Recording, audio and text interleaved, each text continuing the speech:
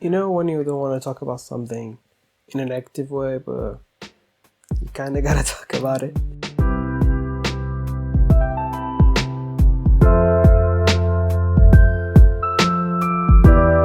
Hey everyone, welcome to Just Gaming Central once again. Today it's me, Pedro, and we're gonna talk a little bit about a game just released their demo online on all consoles.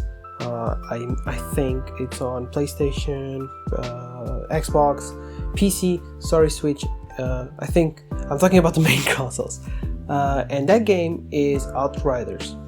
So Outriders is a 1-to-3 player co-op RPG shooter set in an original, dark, and desperate sci-fi universe.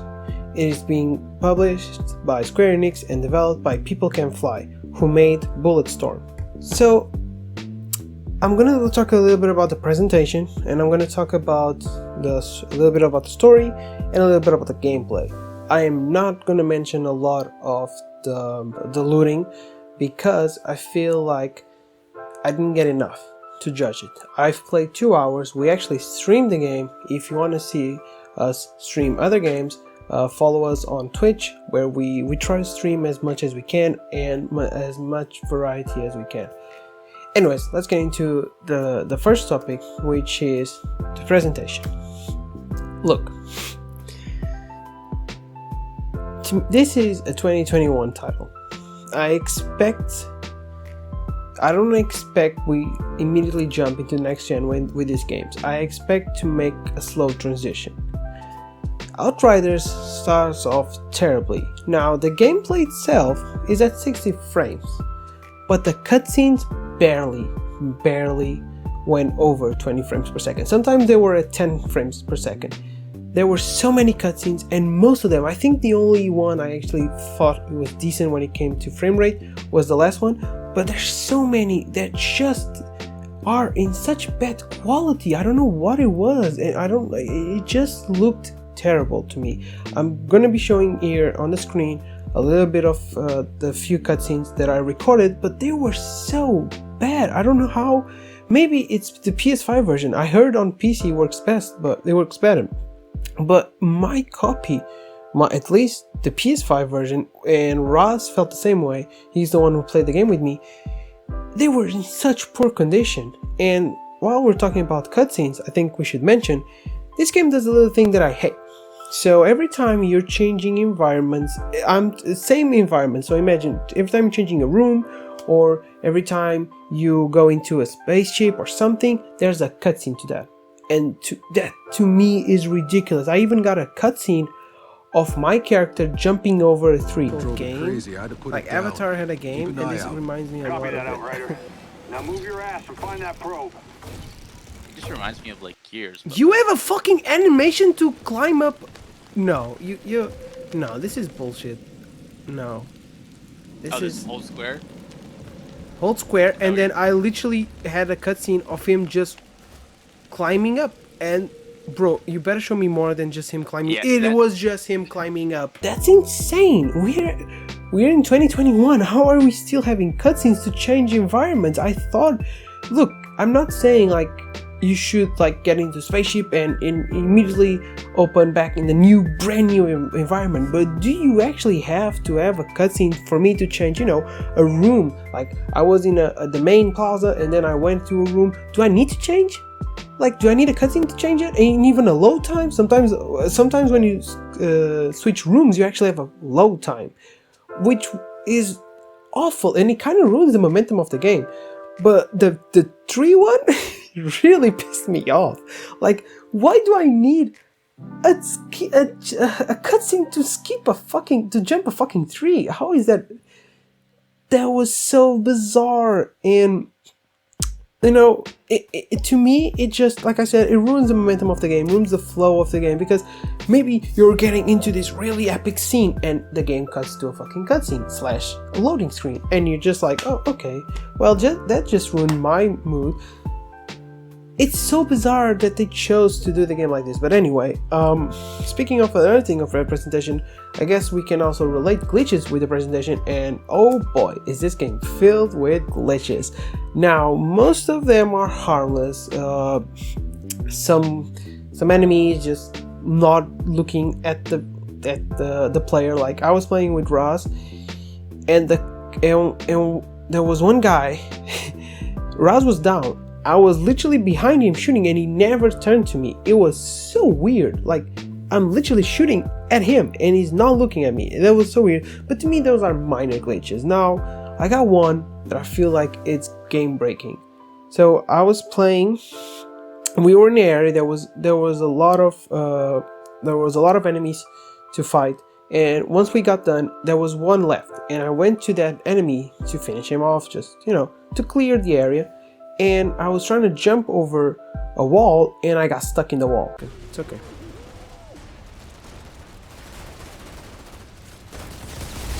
No, fuck. You killed him right as I fucking tried to slice him. Oh, I'm trapped. I'm literally... Yep, I'm trapped. I'm trapped. I'm trapped. I'm actually trapped. In the... Yep. Like glitch? Yep. In the fucking wall. Oh. Do you see me? Yeah. Can you like take me out or something? Wait, I'm gonna try. Nope. Wait, I have an idea. No targets. It's okay. I don't care. Just no. Oh my god. I need to have targets to use my fucking. Please. Oh, let me try and get this guy to follow. Yeah. Where is he? Oh, I see him. Okay, I got it. To me, the game just feels like it's in a poor state when it comes to how polished it is. But I think they can fix most of it. But this is a demo, so I think at a demo you should expect, like, this is not an alpha. They made sure to say this is not an alpha, this is not a beta, this is a demo. So usually to me a demo means it's basically done. We're just tuning in some stuff, and we want your opinion on this part and this part and this part. But most of the work is done. But I think they can fix it if they try. Let's talk a little bit about the story. It's non-existent. It's not that I didn't like the stories, because I had nothing to either enjoy or like. There was nothing to me. It was mostly exposition. By the way, even if there was, the cutscenes were so jarring and poorly made that I couldn't get. Even if they were actually decent, I couldn't get invested because it was at 10 frames per second. But anyway, most of them are exposition, telling you where to go and what to do. And to me, that just ruins again the mood to play the game, the flow. And because like no one wants to sit here and play a game for 20 hours plus, and most of the audio and the lines you hear are exposition. It's just not interesting. The one interesting cutscene is the one near the end of the demo. The demo is only 2 hours long. The one where you get the end, that one looked cool. And I'll say that one made me think, okay, maybe they're just throwing us all the crappy ass cutscenes because it's like the beginning cutscene, so they want you to go through these ones so you can enjoy the other ones. So maybe that's the reason why we had those lame cutscenes in this demo. Maybe they're just getting them out of the way and saving the good ones for the game. Maybe. So for that reason, again, I'm just evaluating what they gave me, and what they gave me was very uninteresting, very exposition-y. It just didn't work for me. But let's get into the last one, which is the gameplay. Gameplay is good, but severely outdated. So if you've played any Gears of War, you know what you're getting into, because this game is very similar to Gears of War. It's basically cover shooter type gameplay, and it's good, it's fine, but it becomes really quickly repetitive, and it can actually get players uninterested very quickly. Now, they do have classes which give you extra powers.